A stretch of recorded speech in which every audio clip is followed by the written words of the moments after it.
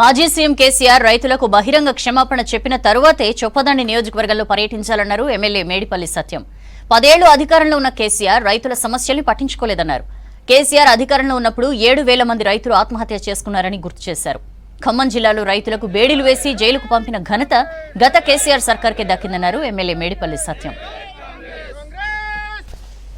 అధికారంలో ఉన్నటువంటి కేసీఆర్ ముఖ్యమంత్రిగా ఉన్న నాడు ఏనాడు రైతుల సమస్యలు పట్టించుకోలే, రైతుల గురించి ఆలోచించలే.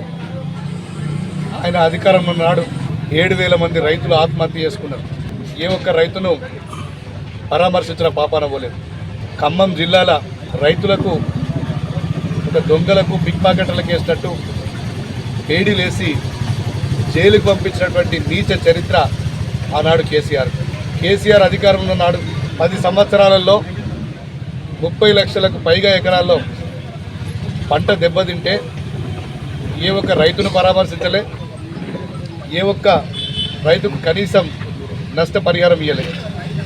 పోయిన సంవత్సరం ఇదే మార్చి ఏప్రిల్ నెలలో అకాల వర్షం వడగండ్ల వాన పడి ఈ చొప్పదండి నియోజకవర్గం మొత్తం కూడా పంటలన్నీ వరి కానీ మొక్కజొన్న కానీ మిర్చి కానీ భూస్థాపితమై రైతుల కళ్ళల్లోకి కన్నీరు నెత్తురు గారుతున్నా కూడా కనీసం పట్టించుకునేటువంటి దుర్మార్గుడు కేసీఆర్.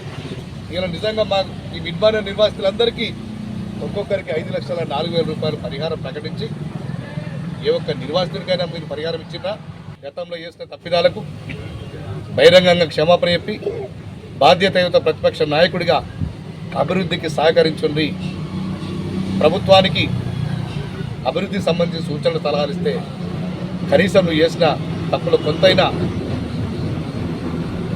పరిహారం ఉంటుందని చెప్పి చేస్తుంటూ అయినా నీ పర్యటన మేము అడ్డుకోదలుచుకోలే. ఇప్పటికైనా నీకు రైతులు గుర్తుకొచ్చినందుకు, రైతుల సమస్యలు గుర్తుకొచ్చినందుకు 10 సంవత్సరాల తర్వాత నేను ఆహ్వానిస్తున్నాం.